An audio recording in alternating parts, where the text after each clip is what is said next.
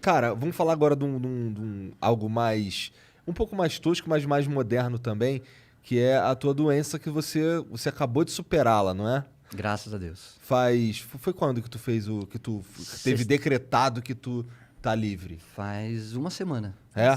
Foi sexta-feira retrasada, vai. É? É. E como é que foi encarar isso, cara, pra você? Cara, tipo, na hora que você recebe a notícia, é uma porrada, né? Pô, tua esposa começa a chorar, tua mãe chora, teus amigos começam a te ligar chorando. Então, você fala, cara, eu não quero morrer. Claro. Pô, eu sempre fui um cara saudável, sempre fiz exercício, sempre me cuidei. De repente me aparece um linfoma. Eu fui fazer uma fisioterapia de prevenção pro joelho, porque eu tenho 3 cirurgias no joelho, então eu alongo, de vez em quando ele dá uma soltada.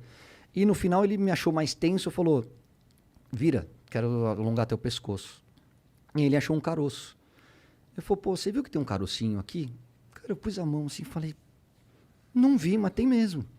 Ele falou, vai dar uma olhada, fala com o teu pai, meu pai é médico. Não falei. Semana seguinte voltei na fisioterapia, aí ele alongou de novo e falou, você falou com seu pai? Falei, putz, Cadu Ramos, o fisioterapeuta. Falei, Cadu, não falei. Mas na minha cabeça eu falei, putz, ele tá preocupado, alguma coisa tem.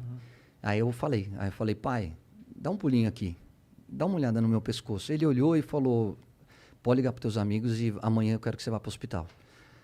Eu falei, por que você acha que preocupa? Ele falou, quando eu bato o olho, filho, meu pai é patologista clínico, né, laboratório, faz exame de sangue, esses exames.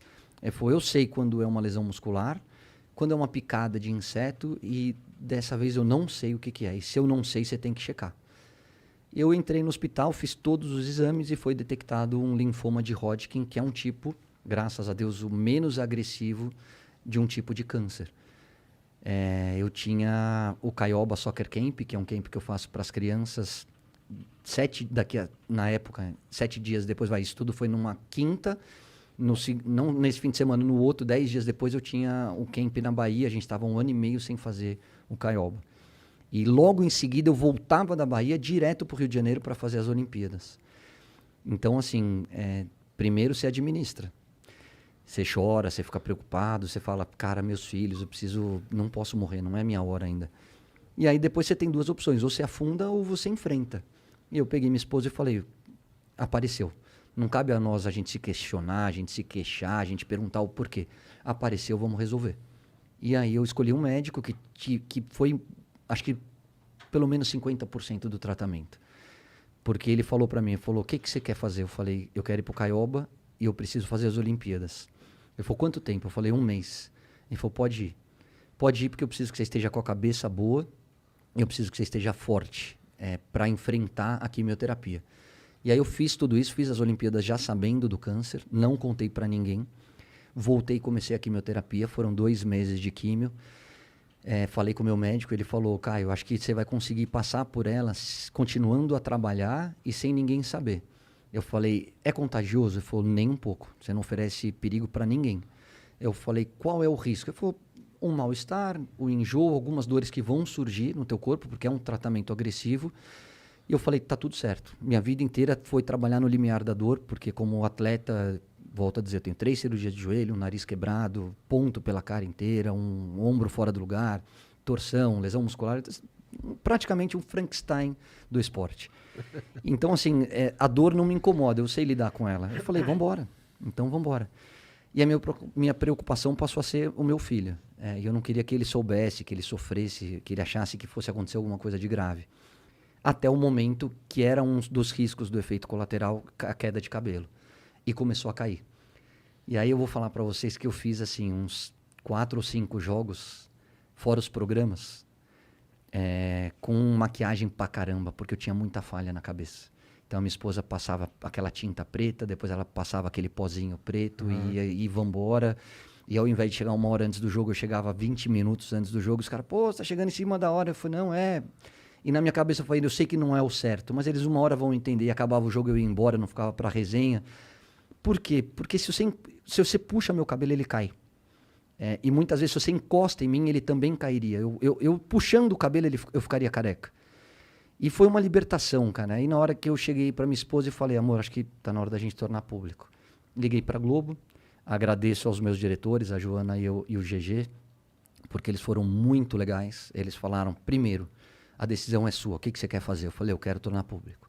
Ele falou, como você quer fazer? Eu falei, isso que eu queria discutir com vocês. Vamos através de uma rede social, vamos falar na TV. Era uma sexta-feira, era uma quinta-feira, e no domingo tinha Brasil e Argentina, uma besteirinha, um jogo quase não Quase vale nada. nada. Foi o que não teve, né? Foi o que não teve. E aí ela falou, eles falaram, Caio, a decisão é sua. Eu falei, eu só queria continuar trabalhando, porque me faz bem. É a hora que eu consigo me concentrar, esquecer um pouquinho do tratamento, esquecer das dores. Ele falou, se você tá forte, você vai continuar. E aí foi pensado, era véspera de um feriado, eu falei, por que eu vou soltar na sexta-feira? Porque já não tem programa de fofoca, né? De sábado até segunda-feira, pelo menos. A repercussão que vai acontecer é nas redes sociais, e aí é a minha palavra. E foi uma coisa que eles me disseram, falou, Caio, a gente só queria te pedir uma coisa. Assume o mais, se for para assumir, assume rápido. Por quê? Porque se as pessoas perceberem que você está ficando careca, vão começar a especular. E aí vão achar que você está mentindo, que você está escondendo. Então, a verdade tem que vir através de você.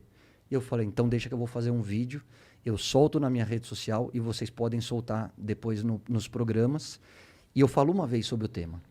Eu dou uma entrevista sobre o câncer, eu quero depois me concentrar no tratamento, e quando eu tiver curado, e eu tenho certeza que eu vou estar curado, aí a gente volta a falar no assunto. E aí eles repercutiram no Globoesporte.com. No dia seguinte eu fiz uma matéria com o Felipe Andreoli pro Globo Esporte. E no domingo com o Galvão, aí eu já estava em casa, porque aí a Globo falou, ó, você está com câncer, cai a sua imunidade, você está tratando, fazendo uma quimioterapia, a gente precisa tomar um pouco de cuidado. Estamos no meio da pandemia. No meio de uma pandemia, fique em casa e faz por Skype. Eu falei, tá tudo certo. Não posso me despedir nesse jogo? Ele falou, não. Aí entra o cuidado que a Globo precisa ter. Eu falei, vocês estão corretíssimos, eu faço de casa. E o Galvão foi muito carinhoso, falou no jogo, né? Durante o jogo e no pré-jogo e pós-jogo sobre a doença, me desejando toda a sorte do mundo. E graças a Deus acabou. Fiz a minha última sessão de quimioterapia, repeti o PET scan, que é uma ressonância que você faz para ver se ainda existe algum caroço, se alguma parte espalhada pelo corpo, e não tem mais nada, o linfoma saiu, 100% de sucesso no tratamento. E aí eu falei, então agora vamos falar sobre o assunto, porque eu acho que eu recebi tanta mensagem carinhosa, e-mail, nas redes sociais, ligações, mensagens pelo WhatsApp, mas de tanta, muito mais do que eu acho que eu mereço, muito mais do que eu imaginava, de gente falando, cara, eu tô te colocando na minha oração, vai dar tudo certo. Pô, o meu vídeo deu 1,5 milhão de visualizações, é um número surreal, eu nunca tive esse alcance. E aí você fala, puxa, é legal, faz bem fazer o bem. Talvez agora eu esteja tendo um retorno que eu nunca imaginei, mas, poxa, eu sempre fui um cara que tentei tratar todo mundo com respeito, com carinho, respeitando as diferenças. E eu acho que isso é um legado do esporte, sabe? De você você joga e depende do cara do teu lado. Então, ele é mais pobre, ele é branco, ele é preto, ele é mais rico, ele é mais bonito, ele é mais... Dane-se, ali a gente tá junto. Então, eu sou um cara que aprendi a respeitar todo mundo e lidar com as diferenças de uma maneira que é o que eu procuro passar para a educação dos meus filhos. E aí eu falei, cara, num primeiro momento é só carinho e, cara, você vai sair dessa. Num segundo momento foi muita gente dizendo, eu já passei por isso, eu estou passando por isso, ou eu tenho algum familiar ou amigo passando e você não sabe como o teu vídeo fez bem. E eu falei, cara, é legal falar sobre o assunto, mas não falar sobre o assunto se vitimizando. É legal falar sobre o assunto mostrando assim, cara, enfrenta. Acredita na medicina, e a gente tem muitos caras bons, muitos médicos e médicas boas. A medicina no Brasil é uma referência. Você tem uma família boa do teu lado, você tem bons amigos. Levanta a cabeça e vamos em frente, porque tem fim e tem cura. E é uma coisa que eu aprendi. A primeira conquista é o diagnóstico da doença. Quanto mais rápido você diagnosticar, maior é o sucesso do tratamento. E eu diagnostiquei muito rápido. Graças a Deus, estava só no pescoço. Graças a Deus, hoje eu estou zerado, sem risco nenhum. Começa uma radioterapia agora, que é leve, que não é nada demais. Mas como diz o Galvão, eu nunca encarei dessa forma, tá? Na minha cabeça era me manter forte, blindar um pouquinho meus filhos, para que eles não sofressem com isso. e passar de uma maneira muito serena por todo esse processo. Mas o Galvão falou, é o maior de um cara que se dedicou ao esporte, é o maior jogo da tua vida. E você vai vencer. E eu venci. Foi difícil? Foi difícil. 2 meses, enjoo, algumas coisas, umas dores abdominais, tem dias mais fáceis, tem dias menos fáceis. Tem momentos que você fica em casa, tem momento que cai tua imunidade, putz, você tem um aniversário de um parente, você tem alguma coisa que você tá louco para ir, mesmo respeitando todos os protocolos de Covid, mas você pode estar lá, mas você fala, cara, você não pode, porque tua imunidade tá no zero, e aí se você pegar uma infecção, aí complica de verdade. Então você fica 2 meses em casa, cara. Você fica 2 meses jogado no sofá.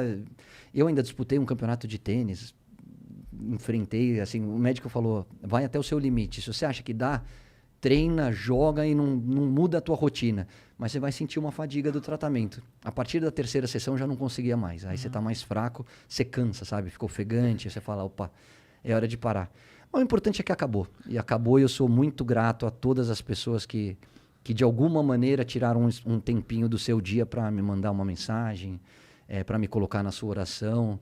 As famílias do Caioba, que é o nosso camp, que me entregaram um terço, uma imagem. Cara, foi especial. Foi com certeza, no momento de maior dificuldade da minha vida, o momento que eu senti mais amado desses meus 46 anos de existência. Você tava receoso em, tipo... Porque você não falou pra ninguém, né? Não, só falei.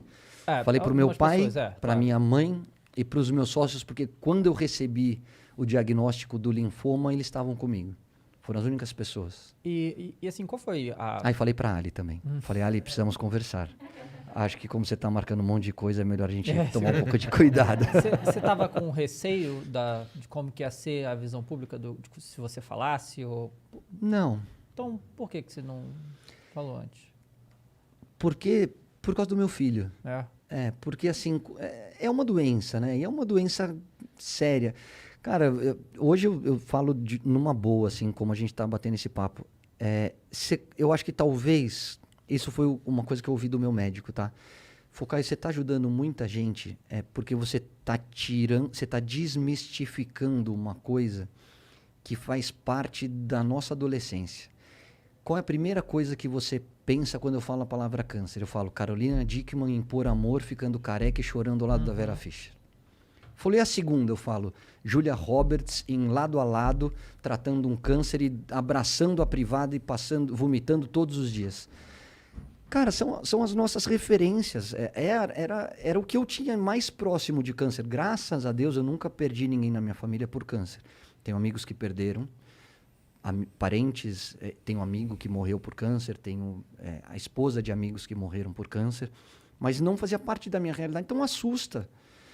E para o meu filho com 10 anos, ele ainda é muito novo, ele não ia ter esse discernimento de que ia dar certo. Então a minha preocupação era ele, era só ele.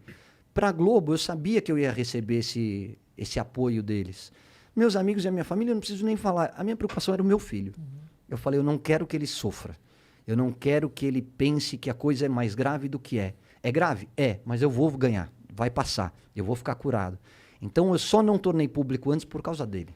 A verdade é essa. Não é mais nada. É por causa do João.